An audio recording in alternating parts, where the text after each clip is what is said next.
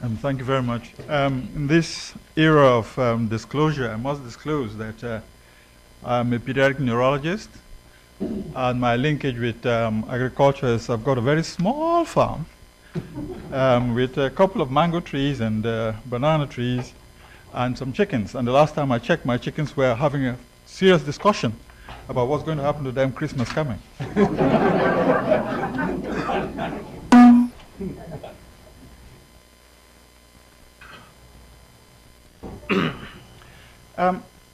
I would first of all like to have a, present a sort of a problem statement, because the health community has been a very tribal one.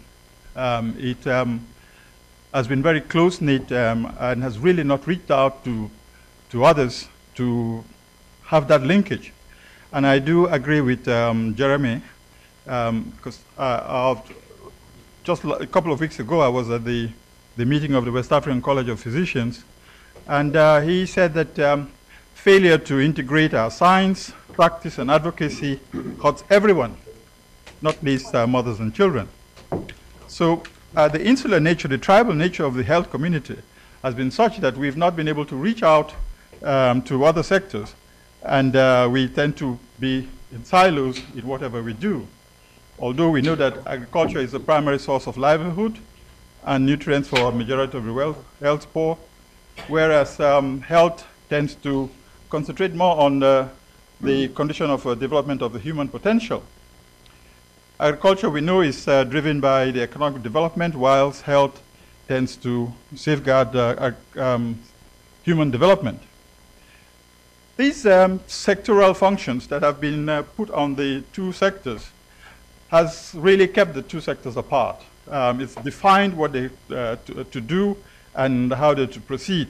And unfortunately, it's more severe with the health sector. We all know that agricultural growth leads to higher rural income. And as far as the health sector is concerned, this high rural economy is a positive thing, because they do contribute towards the building of community health centers. These are infrastructures that are quite necessary in rural areas, and it's really is financed by agric profits.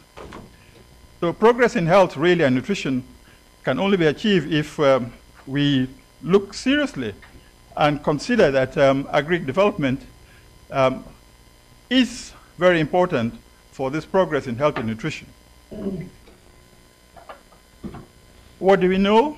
We know quite a bit about the rural poor, and that women's income contribute more to household security and child nutrition and healthcare than the income that's controlled by men.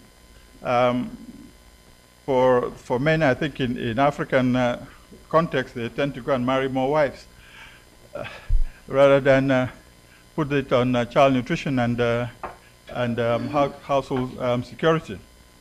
We also know that the seasonal labor has a negative effect on adult nutrition and childbirth weight, and agric intensification has an important role in emerging disease.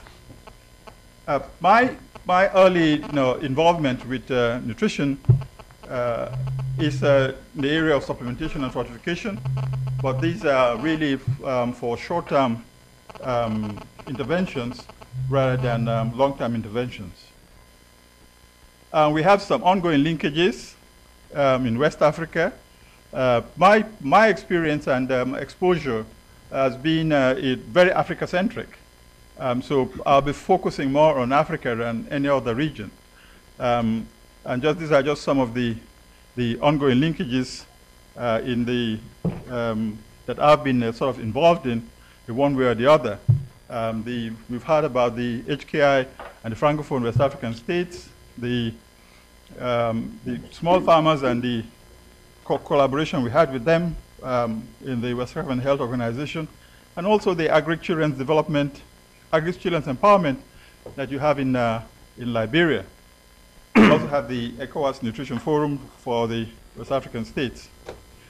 There are very weak global linkages between agriculture and health, And this Joachim did point out that most of the international organizations do have these extremely weak linkages. There are critical questions that we have to address when we're talking about these linkages. And one of the issues we must address is the issue of labor allocation and child care. Because this morning at the board meeting, a board member said that the women are working too hard. The role is not being appreciated. I think that's true.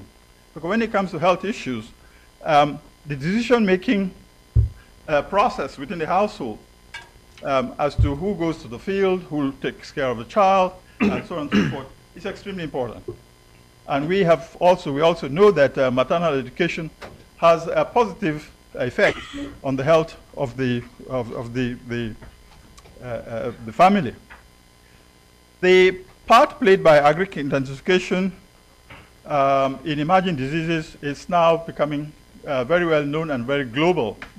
And the recent avian flu and other pandemics have been a wake-up call for us.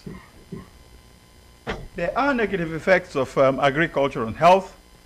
The community is suddenly exposed to diseases that are quite foreign to it. If pesticides, herbicides, and others are not properly managed, the community suddenly is faced with something that they don't know about, they've never seen. And of course, as Maria said, you have an increased spread of water and foodborne diseases, occupational hazards. The last time I was in Brazil and I saw these huge farms and so much equipment on the farm, I did ask about some hazards with such a huge farm, and the response I got were not very satisfactory, but there it is. But we must live with it. And of course, the landscape destruction and its effect on health. I think this is why now the World Bank is asking for a health impact assessment before they give money on some huge programs that have got some agricultural impact. The climate change, of course, we've talked about so many times, and its effect on health. The health consequences of unbalanced nutrition, where you do have calories and proteins. You have a protein energy malnutrition. This is also your marasmus and your kwashiorkor and so on. And your obesity. Obesity is gradually becoming a problem in Africa. We know that, for example, in Ghana, you have an obesity in kids of between 5 to 10%. In Nigeria, between 7 to 12%. So it's gradually becoming a problem for us. It's not always the skinny child that is the problem. It is becoming a problem slowly but surely, particularly with the very rich individuals in the community. Trace elements, also you do have problems, health problems with deficiency in the trace elements or vitamins. I've listed some of them there. But the one I always talk about, and because as a teacher in the medical school, when I do ask questions and they can't answer them, I said, well, look, you probably have suffering from micronutrient malnutrition because of your poor attention span and decreased memory retention. But you do have all the other problems of low birth weight, maternal mortality increasing. And if you want the men to sit up and you tell them that, well, you really need to have some balanced diet in your family because it will impair your reproductive performance, you do have a positive effect on this. There are areas of concern in the health sector with these linkages. Do we have the adequate level of human institutional capacity for this linkage? Agriculture basically was not considered within the health sector as a primary weapon in eliminating macronutrient malnutrition. And again, consumer understanding of the importance of a diverse and balanced diet to their health and productivity is becoming more and more important as consumer advocates are asking for a lot of things. And you do now have health warnings on food packages and so on, because they're getting more and more concerned about what they eat. Food systems developed by AGRIC has not been very good to support good health and, of course, the livelihood. Now, we do have challenges. The effects of increased female agric labor on child health and nutrition, and also the lack of data combining health and nutrition and agric productivity, and the human institutional capacity to address the problems of linkages. Now, government policies and subsidies have been one that tend to promote cash cropping and expansion of the cereal crops without considering the effect that this would have on the health and nutrition, especially the micronutrient dense crops that may not be produced because of government policies and subsidies. The poverty and health related MDGs and globalization with respect to pandemics, we know has been a major challenge. Establishing a reliable communication between the sectors is also a problem. Now, the health sector would need to work with agriculture, but usually the part of the health sector that will need to work with agriculture is usually underfunded. There are no formal arrangements between intersectoral roles and responsibilities, inadequate skills. In other words, they are inadequately empowered, the sector that will have to be part of this. Now, the potentials are great, are enormous. You can have the classical approach, which is really the roster approach, which nothing works. You ask a lot of questions without really putting your hand onto the plow. Whereas the integrated approach asks what can be done, what needs to be done. And it is important that we improve data collection and dissemination, and also on-the-job training in nutrition education and health for agric personnel. Now, I have direct and indirect effects on agriculture and health. Well, we have improved linkages. What we really need to rely on: consultation, planning, consistent messages, strengthening education and review curriculum. And there are some benefits of linkages: increase of food security, food safety, reduce burden of disease, and increase occupational health. Now, the policy implications are there, where it's important that we stress this, especially, we in the health sector.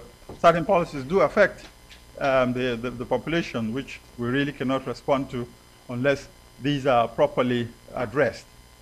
Issue of promoting the proper storage of pesticides, use of finance by the community for health promotional activities, and improving curriculum in health and nutrition. Now, I believe that for us to go forward, it has to be business as unusual, with all apologies to Schengen. We must start to develop the entrepreneurial spirit or style to get these linkages to go on, particularly issues of measurement and reporting. What gets measured gets done. And also communication. You must send the message must be received and be properly understood before you can have effect. Research areas, the objective would be to understand these linkages and how to improve them. I must insist that the research has to be research for impact. And I'm very pleased that IFPRI has now hired an individual, Peter, to look at impact of IFPRI's research output. The topics for consideration, I've put some of them there.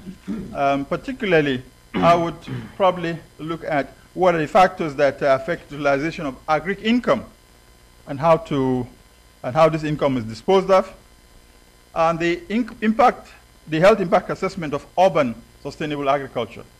I don't know where some of you are familiar with some of the urban agriculture. It's usually by the roadside, huge highways, and you have farms on both sides. And nobody has really done a good study to see that food that's being grown there, just beside the road, do we know the lead content of that food that's being sold? Do we know? We don't. And the wastewater that's being used to irrigate the farms, the urban farms, do we know what's happening there?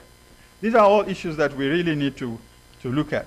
I was recently at the refugee camp, IDP camp, and it is good to know if we're going to have these linkages, how will that play out in the refugee camps? I have seen, the food people come in and they go away, the water people come in, they go away, the health people come in, they go away. Everybody is coming and going, and nobody is. You don't have this linkage for to have a coordination. Now, in conclusion, we need to involve the youth in the planning, and we have to walk towards a virtuous as opposed to a vicious circle. We've had this vicious circle all along, over and over again, and nothing is happening. I would end by saying that although we do have this challenge and this separation of these two sectors, not everything that's faced can be changed, but nothing can be changed until it is faced. Thank you very much.